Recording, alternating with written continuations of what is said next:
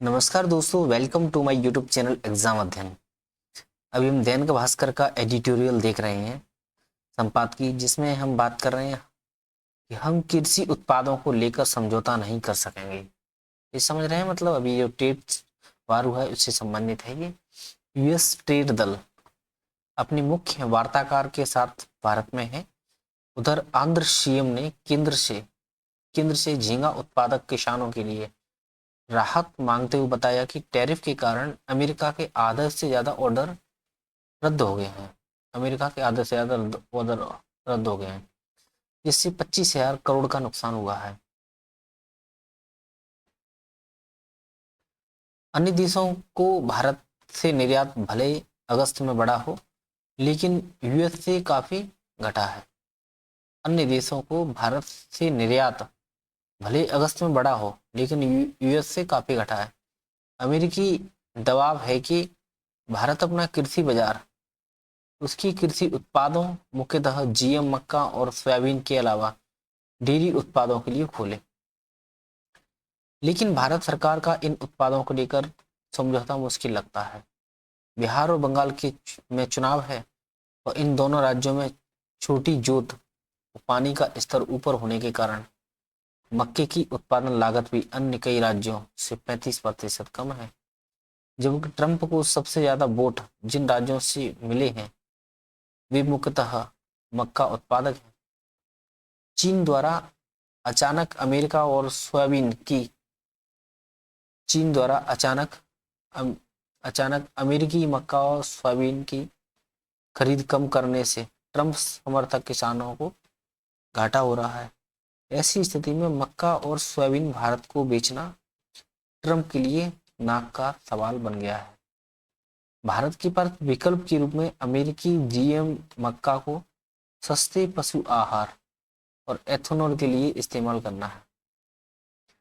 लेकिन पिछले वर्ष भारत में 42 मिलियन टन मक्का यानी 3.5 टन प्रति हेक्टर पैदा हुआ था और औसत उत्पादन लगभग 12 से 16 रुपया, यूएस में 15 रुपए है।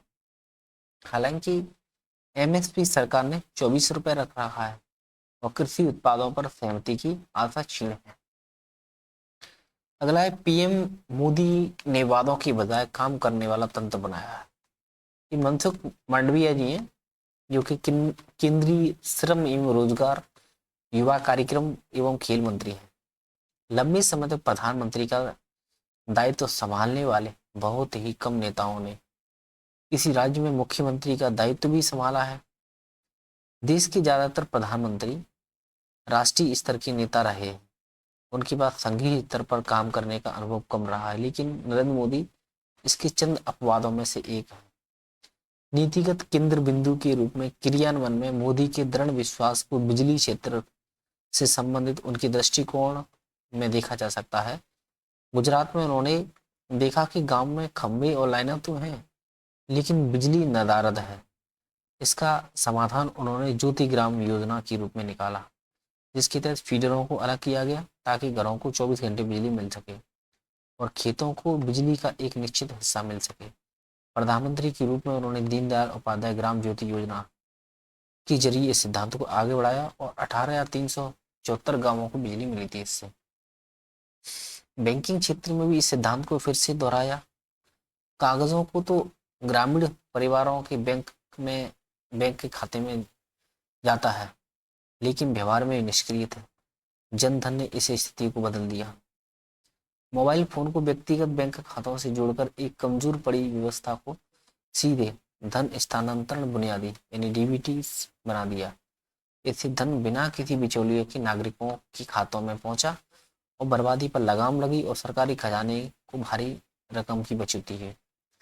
प्रधानमंत्री आवास योजना ने भुगतानों को निर्माण कार्यों से जोड़ा, निगरानी के लिए जियो टैगिंग का इस्तेमाल किया और बेहतर डिजाइन पर जोर दिया।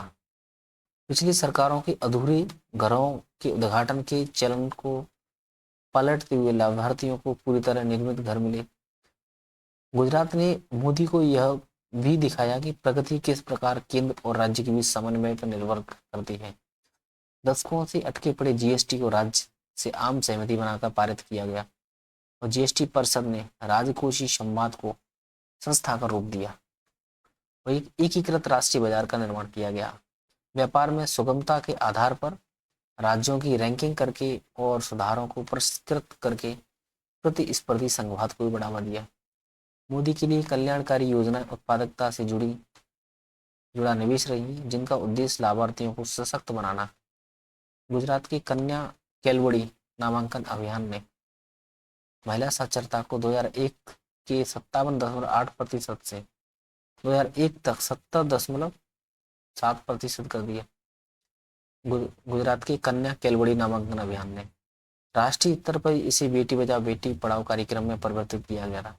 इसी प्रकार मातृ स्वास्थ्य के क्षेत्र में गुजरात में चिरंजीवी योजना थी, जो केंद्र में मातृ वंदना योजना बन गई थी।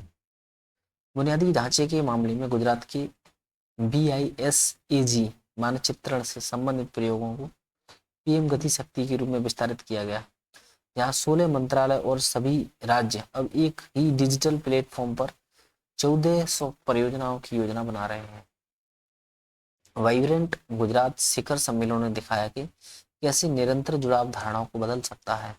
एक राज्य को निवेशकों की नज़र में एक विश्वसनीय निवेश गंतव्य बना सकता है, नौकरशाहों को व्यवसाय के अनुकूल बना सकता है। इसी अनुभव ने मेक इन इंडिया को आकार दिया। क्या बोला?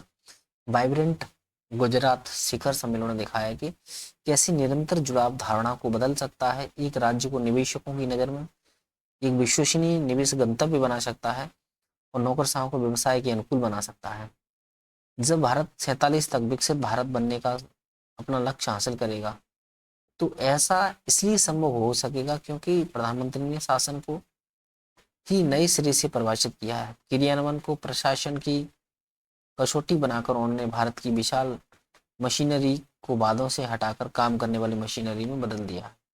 यही मोदी की निर्णायक विरासत है।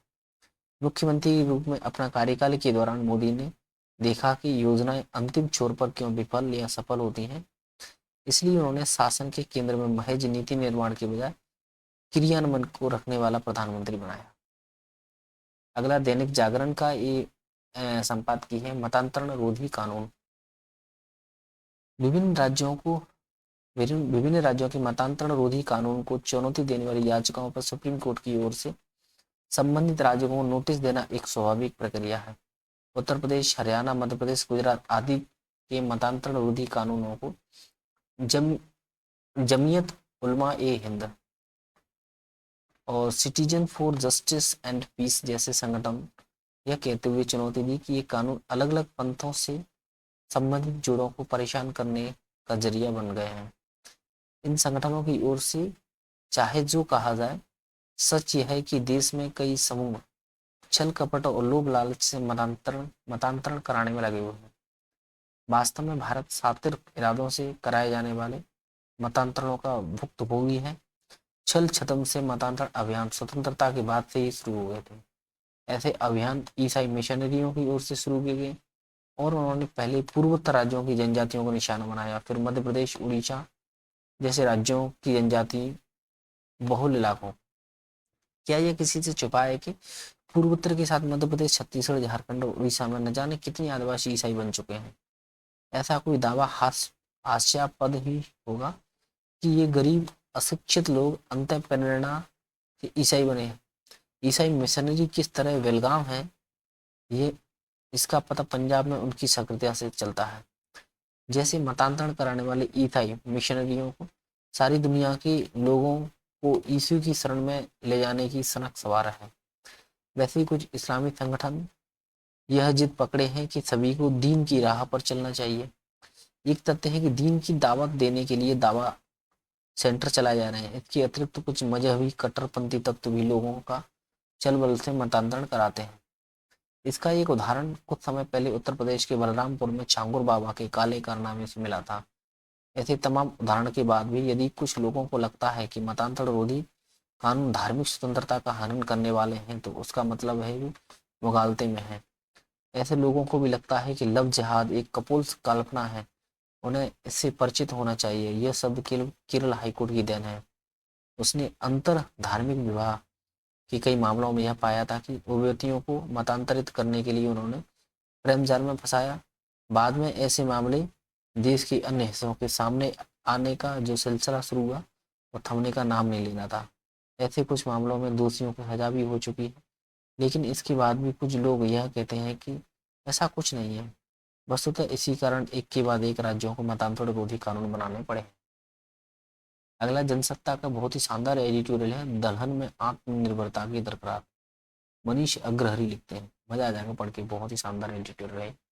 यह सार्वजनिक है कि भारत एक कृषि प्रधान देश है, फिर भी यहाँ लोगों की थाली में दाल रहती है। वह जरूरी नहीं है कि स्वदेशी ही हो, संभावना है कि वह किसी दूसरे देश से अच्छे खासे दामों में आयात की गई है। आयात का मतलब होता है किसी दूसरे देश से अपने देश में चीजों को मंगाना। ऐसे दाल अपने देश में नहीं है, हेलीकॉप्टर हवाई जहाज अपने देश में नहीं है, तो दूसरे देश से मंगाते हैं। अपने यहाँ से दूसरे देशों में भेजना उसको निर्यात कहते हैं, यानी एक्सपोर्ट इम्पोर्ट। यानी इम्पोर्ट मतलब दूसरे देशों से अपने देश में लेना, एक्सपोर्ट मतलब अपने देश से दूसरे देश को भेजना। ऐसे ही मतलब अमेरिका ने जो 50% टैरिफ लगाया था अपने एक्सपोर्ट पर लगाया था, यानी अपन कुछ चीज़ें अमेरिका को भेजते हैं तो अमेरिका, अपन ने 100 रुपये में भेजी तो यहाँ पे अमेरिका में जो 150 रुपये से कम पे नहीं बेचेगी वो। तो इससे खुदरा बाजार में हम महंगी दाल खरीदने के लिए विवश हो जाते हैं। दूसरी तरफ इससे देश को राजस्व का नुकसान भी झेलना पड़ता है। एक आंकड़े के मुताबिक बीस बीते वर्ष 31 करोड़ से अधिक कीमत की दाल आयात की गई थी। 31 करोड़ से अधिक की दाल आयात की गई थी और देश का दलहन आयात विगत 6 वर्षों में बढ़कर 24% तक जा पहुंचा है। देश में कुल खपत की लगभग 24% दाल विदेश से आयात की जाती। कुल खपत की लगभग 14% दाल म्यांमार, मोजाम्बिक, तंजानिया, ऑस्ट्रेलिया और कनाडा जैसे देशों से मुख्य रूप से दालों का आयात किया जाता है। यह स्थिति तब है जब भारत दुनिया की प्रमुख दाल उत्पादक देशों में शामिल रहा है। हमारे यहाँ दाल की खपत विश्व की कुल खपत का करीब 27% है। क्या है? विश्व की कुल खपत का 27% है। और जो अपन देश का जो दलहन आयात है विगत 6 वर्षों में 84% बढ़ा है और 31 करोड़ से अधिक कीमत की दाल अपन ने आयात की है और देश की कुल खपत का लगभग 14% दाल विदेश से आयात करते हैं। तो देश के कुल खाद्यान्न उत्पादन में दलहन फसलों की हिस्सेदारी लगभग 20% है। चालू वित्तीय वर्षों में, चालू वित्तीय मतलब नॉमिनल जो जिसपे जीडीपी निकालते हैं, चालू वित्तीय जीडीपी वर्ष, चालू वित्तीय वर्ष पे, यानी अभी कौन सा 25-26 चल रहा है, तो देश में 67 लाख टन विभिन्न दालों का आयात किया गया है, जो अब तक का सर्वाधिक है। इसमें पीली मटर की हिस्सेदारी सबसे ज्यादा 31% तक है। विशेषज्ञों का मानना है कि वर्ष 25 के अंत तक पीली मटर का आयात 20.4 लाख टन तक पहुंच जाएगा, जबकि 24 में यह 11.6 लाख टन था। पीली मटर के अलावा चना, मसूर, उड़द और अरहर के दाल के आयात में तेजी से उछाल देगा। अगर हम विश्व के कुल दलहन उत्पादक की बात करें तो भारत के बाद म्यांमार, कनाडा, चीन, ऑस्ट्रेलिया, दक्षिण अफ्रीका में दाल की सर्वाधिक पैदावार होती है। पिछले वर्ष कनाडा 60,70,000 मीट्रिक टन दाल उत्पादन के साथ विश्व का एक प्रमुख दाल उत्पादक देश था। कौन? कनाडा। 60,70,000 मीट्रिक टन के साथ विश्व का प्रमुख दाल उत्पादक देश बनकर उभरा था, जबकि एक दशक पूर्व उसका उत्पादन 20 लाख मीट्रिक टन था। 20 लाख मीट्रिक टन, जबकि अब कितना है? 60 लाख, ऑलमोस्ट तिगुना बढ़ गया इसका, तिगुने से आना। कनाडा की वृद्धि दालों की बढ़ती वैश्विक मांग की आपूर्ति से होने वाली कमाई और टिकाऊ कृषि पद्धतियों को अपनाने के परिणाम स्वरूप हुई है। दूसरे देशों में दालों के बढ़ते रकबे पर एक रोचक तथ्य यह है कि वर्ष 70 के दशक के मध्य भारत ने ऑस्ट्रेलिया को कुल 400 ग्राम दलहनी फसलों का बीज दिया था। भारत ने ऑस्ट्रेलिया को 400 ग्राम दलहनी फसलों का, और अगले एक दशके में वहां 90 लाख हेक्टेयर जमीन में दलहन की खेती की जाने लगी। आज स्थिति यह है कि हम ऑस्ट्रेलिया से स्वयं दाल आयात करने लगे। हालांकि केंद्र सरकार किसानों को दलहन सहित अन्य खाद्यान्नों का उचित मूल्य दिलाने के लिए कृषि लागत एवं मूल्य आयोग की सहायता से न्यूनतम समर्थन मूल्य की घोषणा भी करती है। देखो न्यूनतम समर्थन मूल्य कहाँ से मिलता है, कृषि लागत एवं मूल्य आयोग की सहायता से। तो यहाँ से वो अपनी एमएसपी दिलाने की घोषणा करती है। इसके तहत प्रयास होता है कि फसल उत्पादन की लागत से कम 1.5 गुना से अधिक दालों को मिले। तो मूंग, उड़द, मसूर, अरहर, चना की फसलें भी उन 23 फसलों में शामिल हैं जो एमएसपी के तहत आती हैं। न्यूनतम समर्थन मूल्य का चयन 1966 से शुरू हुआ था एमएसपी का। शुरुआत में ये सिर्फ गेहूं व धान के लिए था, मगर बाद में इसमें कई अन्य फसलों को भी शामिल किया गया था। देश में दलहनी फसलों का रकबा बढ़ाने के लिए केंद्र सरकार वर्ष 2007 से राष्ट्रीय खाद्य सुरक्षा मिशन योजना चला रही थी। कौन थी? फसलों का, दलहनी फसलों का रकबा बढ़ाने के लिए 2007 से राष्ट्रीय खाद्य सुरक्षा मिशन योजना 24-25 में बदलकर राष्ट्रीय खाद्य सुरक्षा एवं पोषण मिशन इसका नाम कर दिया गया है। यह राष्ट्रीय खाद्य सुरक्षा मिशन योजना का नाम कब कर दिया? 24-25 में राष्ट्रीय खाद्य सुरक्षा एवं पोषण मिशन। इस योजना के तहत उच्च उत्पादकता वाली उन्नत प्रजातियों का इस्तेमाल और उन्नत विधियों का प्रदर्शन और एकीकृत पोषक तत्व, कीट एवं रोग प्रबंधन और उन्नत कृषि यंत्रों को प्रचलन में लाकर प्रगतिशील खेती करने के लिए अनेक कृषि उपकरणों पर अलग अलग राज्यों द्वारा कमोबेश 50% या उससे अधिक सब्सिडी प्रदान की जाती है। इस योजना के तहत फसल के दौरान प्रशिक्षण के माध्यम से किसानों की क्षमता निर्माण समेत अन्य आवश्यक पहलुओं पर भी काम किया जाता है। इन सबसे इतर भारतीय कृषि अनुसंधान परिषद समेत अन्य अनुसंधान संस्थान सभी दलहनी फसलों पर अनवरत शोध एवं विकास कर रहे हैं। विगत 10 वर्षों में दलहनी फसलों की व्यावसायिक खेती के निमित्त 343 उच्च उपज वाली विभिन्न किस्मों और हाइब्रिड किस्मों को आधिकारिक तौर पर मान्यता दी गई। गुणवत्तापूर्ण दलहन की बीजों की उपलब्धता बढ़ाने के लिए 150 बीज केंद्रों की स्थापना भी की गई है। दलहनी फसलों को बढ़ावा देने के लिए सरकार ने अनेक प्रयासों के बावजूद अगर दलहन का आयात बढ़ता जा रहा है तो इसका मुख्य कारण किसानों का इन फसलों को अपनाने के लिए आगे न आना और जागरूकता के अभाव में नवाचारों को न अपनाना और जंगली जानवरों द्वारा फसलों को नष्ट कर देना है। देखो क्या क्या कारण है? फसलों को अपनाने के लिए आगे न आना, जागरूकता का अभाव में नवाचारों को न अपनाना और सबसे मुख्य कारण वाकई में है जंगली जानवरों द्वारा फसल। अभी अपन ग्रामीण स्तर पर, धरातल स्तर पर वाकई में देखेंगे गायों का इतना अधिक प्रकोप है कि फसल की पूरे की खेत को नष्ट कर देते हैं। नील गाय, ठीक है, अन्य कई जानवर हैं। मुख्य रूप से नील गाय, यदि मैं अपने क्षेत्र के संबंध में बात करूं तो नील गाय और गायों का बहुत खतरनाक प्रकोप है। एक जो गौशाला नाम के लिए बना दिए हैं, लेकिन हकीकत में वो सिर्फ सड़कों पर घूमती रहती है, जो एक्सीडेंट कराते रहते हैं आए दिन और फसलों को नष्ट करती रहती हैं। तो इसके कारण लोगों में एक खेती के प्रति एक नकारात्मक अवधारणा है। एक और बड़ा कारण है देश के अन्य हिस्सों में दलहनी फसलों का सिर्फ वर्षा आधारित खेती पर निर्भर होना। हाल ही के वर्षों में जलवायु परिवर्तन के कारण अनियमित वर्षा एवं सूखा आम बात हो गई है। इससे मूंग, उड़द, काला चना और अरहर दाल जैसी फसलें सिमटती जा रही हैं, जो कुल दलहनी फसलों का लगभग 40% है। एक सर्वे के मुताबिक देश में दाल के लिए सालाना बोए जाने वाले 2.5 करोड़ हेक्टेयर क्षेत्र में लगभग 15% ही सिंचित है। इसके ठीक उल्टे गेहूं और गन्ना के लिए 90 से 95% तक सिंचित क्षेत्रफल है। राय देखने में आता है कि अगर किसानों को सिंचाई की सुविधा भी मुहैया होती है तो भी वे दलहनी फसलों से मुंह मोड़ रहे हैं, जबकि दलहनी फसलें अपने अद्वितीय गुणों के कारण अन्य सभी फसलों से बिल्कुल अलग है। कृषि विशेषज्ञों के मुताबिक अधिकांश दलहनी फसलें अपनी 75% नाइट्रोजन की पूर्ति जड़ों से कर लेती है, 75-75%। और इसकी वजह से इनकी जड़ों में पाई जाने वाली गांठों में राइजोबियम नामक जीवाणु है। इनकी वजह यह है कि इनकी जड़ों में क्या, मतलब जो गांठ होती है ना, जड़ों की गांठ में राइजोबियम नाम का जीवाणु है।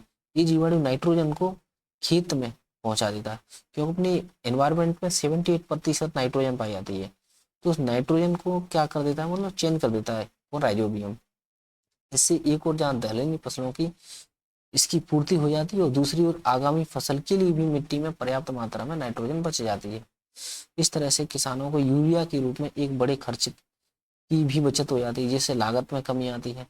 दलहनी फसलों के पौधे फैलकर बढ़त करते हैं, ठीक है, जिससे मृदा के आवरण को प्रदान करते हैं और उसके कटाव को भी रोकते हैं। दलहनी फसलों के अवशेष को हरी खाद के रूप में प्रयोग करके मृदा में जीवाश्म पदार्थ की मात्रा बढ़ाई जा सकती है। इतने फायदे होने के बाद भी यदि देश को दालों का आयात करना पड़ रहा है तो इसे किसानों में जागरूकता अभाव ही कहा जाएगा। किसानों को कृषि में हो रहे नवाचारों जैसे उन्नत कृषि सिंचाई विधियां, उन्नत प्रजातियों का विकास, उन्नत तकनीकों का प्रयोग करते हुए दलहनी फसलों के उत्पादन के लिए आगे आना चाहिए। किसान अपने उत्पादक संगठनों के माध्यम से बिचौलियों की भूमिका को कम कर फसल को सीधे बाजार में बेच सकता है। इससे उन्हें अच्छे दाम मिलेंगे और परिणाम स्वरूप दलहनी फसलों के उत्पादन के लिए उनके निश्चित रूप से मुनाफे का सौदा भी होगा। ये अगला और अंत में है राष्ट्रीय सहारा के संपादकीय है सुप्रीम कोर्ट का इनकार। सुप्रीम कोर्ट ने आखिर अपने अंतरिम आदेश में पूरे वक्त संशोधन अधिनियम 2025 पर रोक लगाने से इनकार कर दिया है, परंतु अदालत के समक्ष प्रस्तुत याचिकाओं में जिन प्रावधानों को लेकर आपत्तियां थी उन पर रोक जरूर लगा दी है। गौरतलब है कि सुप्रीम अदालत द्वारा मई के अंत में यह फैसला सुरक्षित रख लिया था। सरकार का मत है कि नया कानून वक्फ बोर्ड में सुधार और पारदर्शिता को सुनिश्चित करने वाला है, परंतु इन संशोधनों को असंवैधानिक बताने और मुस्लिमों की संपत्ति हड़पने की मंशा रखने वाले बताने से 100 से ज्यादा लोगों ने याचिका लगाई थी। अदालत के अनुसार केंद्रीय वक्फ काउंसिल में 4 से अधिक सदस्यों की संख्या नहीं हो सकती, जबकि राज्य के बोर्ड में 3 सदस्य होंगे। केंद्र में कितने? 4 और राज्य में 3 से ज्यादा नहीं हो सकते। जिला अधिकारी को घोषित वक्फ संपत्ति के सरकारी होने न होने के विषय में तय करने का अधिकार भी नहीं होगा। इस कानून का विरोध करने वालों को सबसे ज्यादा आपत्ति जिला अधिकारियों को दिए गए इसी अधिकार को लेकर की थी। इसके अनुसार डीएम वक्फ के दावे वाली सरकारी जमीन के बारे में मसौदा सरकार को भेज सकता है, जिसे सरकार द्वारा स्वीकार करने के उपरांत राजस्व रिकॉर्ड में वह भूमि या संपत्ति सरकारी के तौर पर दर्ज की जा सकेगी। काउंसिलिंग के 2 गैर मुस्लिम और महिला सदस्यों को लेने पर भी मुसलमानों को आपत्ति रही। यह था कि माना जाता है कि यह संपत्ति अल्लाह के नाम पर या धार्मिक परोपकार के मकसद से दान की जाती है। धर्म स्थलों की आड़ में सरकारी या लंबे अरसे से खाली पड़ी जमीनों पर अतिक्रमण की घटनाएं देश में न अनूठी है नहीं है। इस सरकार का वक्फ या मस्जिदों को निशाने पर रखने का मकसद से किसी छिपा नहीं है। वक्फ की संपत्ति की खरीद फरोख्त नहीं होती है, वक्फ की संपत्ति खरीद फरोख्त नहीं होती, न ही इसका कोई हस्तांतरण होता है। देश भर में वक्फ बोर्ड के पास तकरीबन 9.25 लाख संपत्तियां बताई जाती हैं, जिनकी कीमत 1 लाख करोड़ रुपए से अधिक आंकी गई है। यह सरकारी लापरवाही और वोटों के लोभ में समुदाय विशेष रूप से दिए गए संरक्षण का ही नतीजा है। सरकारी संपत्तियां या भूमि पर अवैध कब्जा होता रहता है और सरकार को भी इसकी कीमत चुकानी होगी। विशेष धर्म के आधार पर कोई कानून बनाने या की बजाय निष्पक्ष कानून बनाए जिनकी जद में हर धर्म आता है। कहना हुए अतिक्रमणों को मुक्त कराने के प्रति राज्य सरकारों को मुस्तैद होना चाहिए। हिंदुस्तान.com का अगला है और आखिरी एडिटोरियल है फिर कुदरती कहर। इस संपादकीय ही देखते हैं इसके संबंध में। हेलो,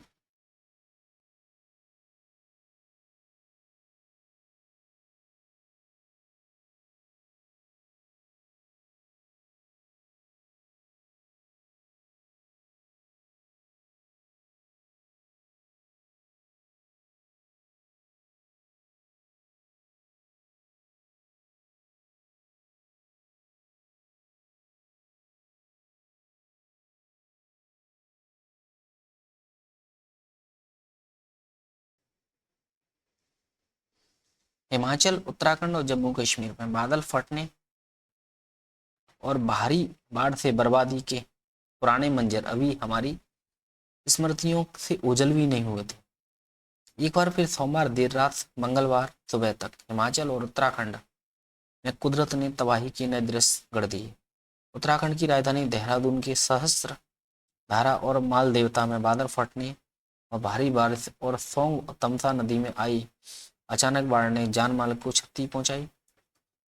तो हिमाचल में जगह जगह से भूस्खलन और बसों को नदी में बहने की सूचनाएं मिल रही हैं। देहरादून की सोंग नदी की लहर इतनी बेगवान हो गई कि वह सड़कों और पुलों को भी बहती चली गई थी। देहरादून मसूरी और देहरादून हरिद्वार मार्ग इससे काफी प्रभावित हुए। संतोष की बात यह है कि जिला प्रशासन मुस्तैद रहा, पूरी रात लोगों को राहत पहुंचाने और खतरों की जगहों से सुरक्षित स्थान पर ले जाने का काम चलता रहा। चिंता की बात यह है कि अब तक ऊंचे पहाड़ी इलाकों में बादल फटने की घटनाएं घटती रहती हैं, पर अब सहस्त्रधारा जैसे मैदानी क्षेत्रों को भी इसका प्रकोप झेलना पड़ रहा है। निसंदेह इस नुकसान का सटीक आकलन मानसून के खात्मे होने के बाद ही हो सकेगा, जब नदियों की धारा अपने पुराने स्वरूप में लौटेंगे और बह गए मकानों, दुकानों और संस्थानों का सूक्ष्म लेखा जोखा होगा। मगर इस वर्ष कुदरती कहर जिस तरह टूटा है, उससे न सिर्फ शासन तंत्र को बल्कि नागरिक समाज को भी अनिवार्य रूप से सबक लेने की जरूरत है। शासन तंत्र को गंभीरता से सोचना पड़ेगा कि परवर्ती इलाकों की विकास योजनाएं बनाते समय अब क्या क्या सावधानियां अपनाई जाएं, खासकर ग्लोबल वार्मिंग के दुष्प्रभाव से ग्लेशियर में हो रही परिवर्तन पर सुदीर्घ चिंतन की जरूरत है। पहाड़ी इलाकों में मानव गतिविधियों से वहां की पारिस्थितिकी प्रभावित होती है। इसे जानने के लिए अब किसी नजूमी की जरूरत नहीं, एक दीर्घकालीन नीति अपनाने की जरूरत है। हमारे नागरिक समाज को यह सीखने की जरूरत है कि मानसून के दौरान तफरीफ के लिए ऐसे संबंधित इलाकों में न जाएं और भारतीय परंपरा में चतुर्मास की आध्यात्मिक अवधारणा यही संकेत करती है कि हमें कुदरत को चुनौती देने की हिमाकत नहीं करनी चाहिए। इन दिनों में भूस्खलन और अतिवृष्टि की घटनाएं पहले भी होती थी, लेकिन तब मानसून के दौरान मनुष्यों की आवाजाही थम जाती थी। मगर भौतिक तरक्की और आर्थिक उन्नति के साथ मानव समाज ने रोमांच का ऐसा माया जाल रचा है कि लोग जोखिम उठाने के प्रति आकर्षित होते हैं। नदियों के बहाव क्षेत्र में जाकर बसने की अविवेकपूर्ण फैसले तक लोग प्रकृति से लोहा लेने को आमदा हो गए हैं। अब कुदरत का रौद्र रूप सामने आ रहा है और हमसे बड़ी कीमत वसूलने लगा है। इसलिए आबादी के नियंत्रण के साथ साथ सैलानियों का प्रबंधन भी बहुत जरूरी हो गया है। जिस तरह से पहाड़ी इलाकों में खास अवसरों पर लोगों का हुजूम उमड़ पड़ता है, उससे वहाँ की नागरिक व्यवस्था चरमरा उठती हैं और वहाँ भी एक संकेत है कि मौजूदा उपभोक्तावादी संस्कृति को विवेक की कितनी जरूरत है। उत्तर भारत में मानसून चंद दिनों का मेहमान है। तब तक मौसम विभाग की चेतावनियों को न सिर्फ स्थानीय प्रशासन को साजिंदगी से लेना होगा, बल्कि लोगों को भी खतरों वाली जगहों पर जाने से बचना चाहिए। नहीं भूलना चाहिए कि विकसित देशों का तंत्र भी कुदरती कहर के आगे बोने पड़ जाते हैं। Thank you. जय हिंद, जय भारत।